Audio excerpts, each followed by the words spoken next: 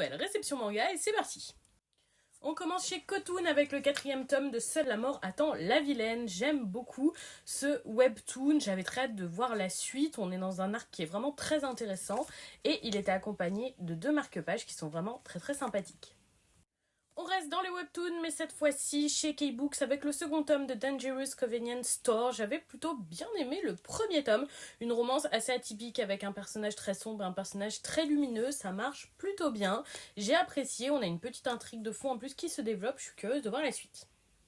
On continue chez K-Books avec le 1er tome d'Untouchable Lady. Vraiment, je trouve la couverture incroyable. Ça a l'air très chouette ce nouveau titre. On part sur une histoire de vengeance. Vous savez que j'adore ça. Donc j'avoue, j'ai très hâte de le lire. On finit chez K-Books avec une autre nouveauté. Il s'agit du 1er tome de Death Game. Également un nouveau titre qui a l'air très original et prometteur. Je suis contente d'avoir un peu des webtoons qui changent des autres, qui sortent en ce moment. Et j'ai très hâte de le découvrir aussi. L'effet là derrière, j'adore. Je trouve ce tome super joli. On finit cette réception avec le 3e tome de la 2e saison de Killing Stalking, édité chez Taifu Comics. Je le rappelle, mais ce n'est pas un boys love, mais bien une histoire très psychologique et violente que je conseille pour un public averti, mais que moi je trouve vraiment prenante. Et voilà pour cette réception webtoon. Est-ce que certains titres vous tentent ou est-ce que vous les avez déjà